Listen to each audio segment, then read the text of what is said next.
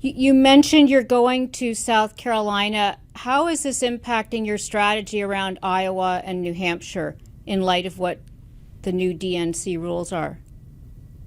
Well, I'm campaigning in those states, so I'm going to campaign, continue to campaign in those states. Those are important states for the American democracy. They're really the only states that really require you to do retail politics, to go to the barbershops, the nail salons, the diners, to meet people on the street, and to actually talk to voters other than just donors. The other states, are content with having candidates kind of aerial bombard them from 30,000 feet with advertising that is, the DNC has $2 billion now in their bank account.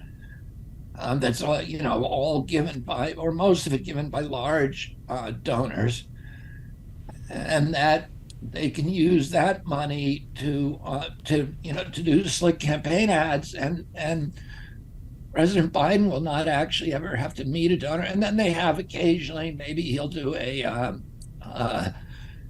rally in which they're very heavily orchestrated, in which everybody who goes to that rally is screened, and there's nothing unexpected, and there's no unscripted contact with voters.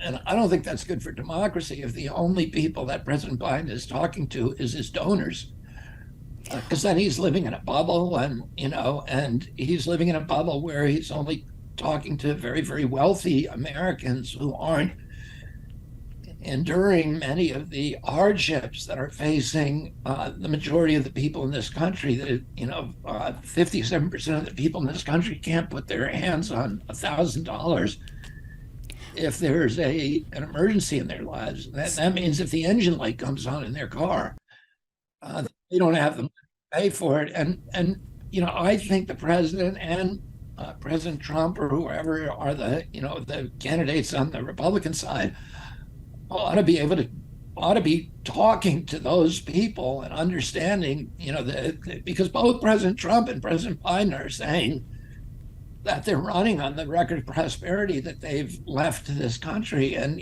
what I'm doing, traveling around this country and actually talking to people, I'm not seeing Americans, when they hear that, they feel like they're being gaslighted, because they're not living in happy days are here again. They're watching kids who cannot buy a home.